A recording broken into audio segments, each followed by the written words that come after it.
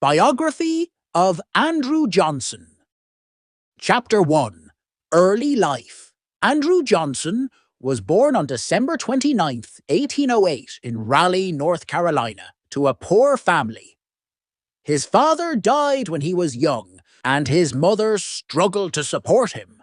Johnson did not receive much formal education, but he learned to read and write by working in a tailor shop. At the age of 14, Johnson was sent to apprentice as a tailor in nearby Lawrence, South Carolina.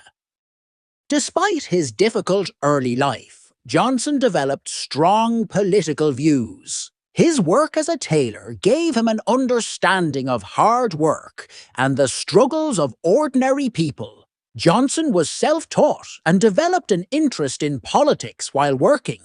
He eventually became involved in local politics, where he began to build his reputation. At the age of 18, Johnson moved to Greenville, Tennessee, where he opened his own tailor shop. He married Eliza McCardle, who encouraged his education, and together they had 5 children. Johnson's humble beginnings shaped his views on politics, and he believed strongly in the rights of the common man. Chapter 2. Political Rise. Andrew Johnson's political career began in the 1830s when he was elected to the local office of alderman in Greenville. He later served as mayor of the town and was elected to the Tennessee state legislature. Johnson's political views were shaped by his background as a poor man who had worked his way up. He became a strong advocate for the working class and championed the rights of poor white farmers. In 1841, Johnson was elected to the U.S. House of Representatives, where he served for several terms. He became known as a strong opponent of the policies of the wealthy elite, particularly the slaveholding class. He opposed the spread of slavery into new territories and states. Although he did not call for the immediate abolition of slavery, Johnson's political views were controversial, and his ability to connect with ordinary voters helped him gain support. He became governor of Tennessee in 1853 and later served as a U.S. senator. His career was defined by his focus on the rights of common people, and he became a respected figure in Tennessee politics. Chapter 3. Civil War and the Vice Presidency. During the Civil War, Andrew Johnson remained loyal to the Union despite his Southern roots. As a Southern senator, he was the only senator from a seceded state who did not resign when his state, Tennessee, left the Union. His loyalty to the Union made him a hero to many in the northern states, and in 1864, President Abraham Lincoln selected him as his running mate in the presidential election.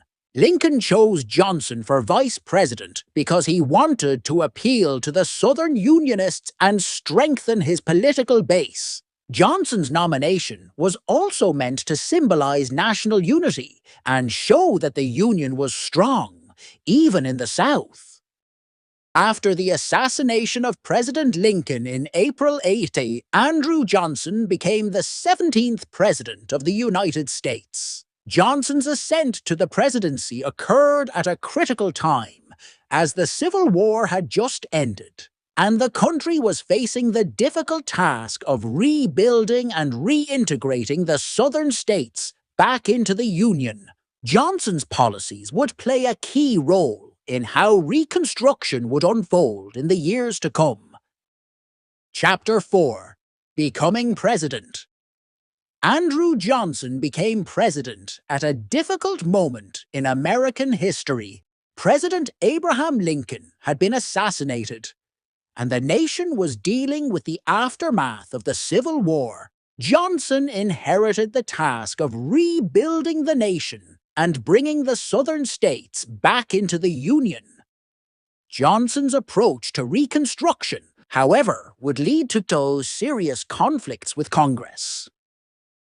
Johnson's lenient policies toward the Southern states allowed them to rejoin the Union without making major changes to the social and political systems that had supported slavery. Johnson believed that the Southern states should be allowed to return quickly with minimal punishment. This approach angered many members of Congress, especially the radical Republicans, who wanted to ensure civil rights for African Americans and impose stricter conditions on the South. The president's plan for Reconstruction was rejected by Congress, and his failure to cooperate with the legislative branch set the stage for a difficult and combative presidency. Johnson's policies and confrontational style led to increasing tensions with Congress, which would ultimately have serious consequences for his time in office. Chapter 5. Reconstruction Conflict. Andrew Johnson's policies for Reconstruction were controversial. He believed that the Southern states should be allowed to rejoin the Union quickly, with few conditions. Under his plan, Southern states were required to draft new constitutions that abolished slavery, but were not required to grant voting rights to African Americans. This angered many Northern politicians, particularly the radical Republicans, who wanted to ensure full civil rights for African Americans and make the Southern states pay a higher price for their rebellion. Congress, led by the radical Republicans, passed several laws to counter Johnson's policies.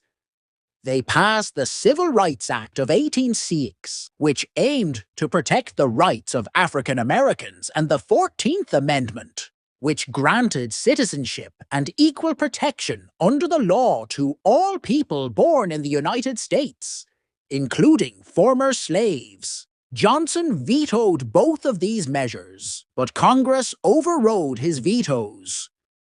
Johnson's opposition to Congress's Reconstruction policies led to a complete breakdown in relations between the executive and legislative branches. The conflict would eventually lead to the first impeachment of a U.S. president. Johnson's inability to compromise with Congress made his presidency one of the most divisive in American history. Chapter 6. Impeachment. The tensions between Andrew Johnson and Congress reached a breaking point in 1867. Congress passed the Tenure of Office Act, which limited the president's power to remove certain office holders without the approval of the Senate. Johnson believed this act was unconstitutional and decided to challenge it by removing Edwin M. Stanton, his Secretary of War, from office. This move led to his impeachment by the House of Representatives. In 1868, the House of Representatives voted to impeach Andrew Johnson, accusing him of violating the Tenure of Office Act. The case went to the Senate for a trial, and Johnson narrowly avoided removal from office. The Senate fell one vote short of the two-thirds majority needed to convict him. Johnson remained in office, but his presidency was severely weakened.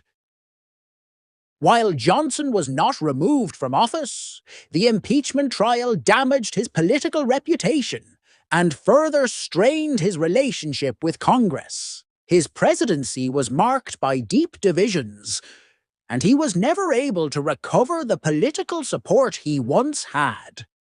Chapter 7. Domestic Policies. During his presidency, Andrew Johnson faced several challenges on the domestic front. One of his primary goals was to restore the Southern states to the Union as quickly as possible. He issued pardons to many former Confederate leaders and allowed the Southern states to establish new governments. However, his lenient approach did not satisfy the radical Republicans, who pushed for stronger protections for African Americans. Johnson also faced opposition in his handling of the Freedmen's Bureau, which was created to help former slaves adjust to life after the Civil War. Johnson vetoed legislation to expand the Bureau's powers, and his opposition to civil rights for African Americans made him unpopular in the northern states. His reluctance to support policies that would protect African Americans contributed to his declining political power. Johnson's presidency also saw the passage of the 13th and 14th Amendments, which abolished slavery and granted citizenship to former slaves.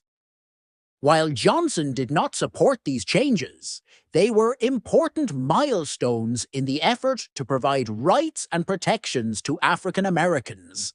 Chapter 8: Legacy of Andrew Johnson. Andrew Johnson's legacy is highly controversial. His approach to Reconstruction, which was focused on quickly bringing the southern states back into the Union without significant changes to their social systems, failed to address the needs of newly freed African Americans. His opposition to civil rights and his lenient policies toward the South are seen by many as failures. Johnson is often criticized for being a president who was unable to unite the country after the Civil War. His impeachment trial and his inability to work with Congress contributed to his low standing in American history, however. Some historians argue that his presidency helped set the stage for later civil rights progress, even if he was not directly involved in it. Today, Andrew Johnson's presidency is remembered as one of the most troubled periods in American history. His leadership during the Reconstruction era is viewed as ineffective, and his failure to support African Americans in the South has left a complicated legacy. Chapter 9: Post-Presidency. After leaving office, Andrew Johnson returned to Tennessee. He had been a strong advocate for his home state throughout his political career, and he attempted to regain political power. In 1875, Johnson ran for the U.S. Senate and won, making him the only former president to serve in the Senate after his presidency. Johnson's return to the Senate was short-lived, as he died on July 31st, 1875, just a few months after taking office. His death marked the end of a tumultuous political career. He was buried in his hometown of Greenville, Tennessee, where his legacy continued to be debated for years to come. Although Johnson's post-presidential life was relatively quiet, his time in office left a lasting impact on the country. His policies on Reconstruction shaped the South for generations, and his impeachment remains a significant moment in American history. Chapter 10: Conclusion. Andrew Johnson was a complex figure in American history. His rise from humble beginnings to the presidency showed his personal determination, but his presidency is often remembered for its failures, especially in relation to the reconstruction of the South after the Civil War. His approach to healing the nation and his treatment of African Americans were major points of contention during and after his time in office.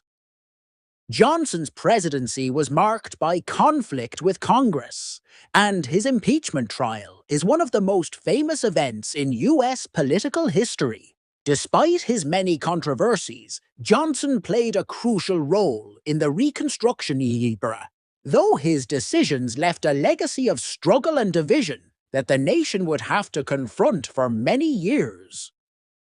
Though Andrew Johnson's time in office was short and fraught with challenges, his presidency remains an important part of America's history.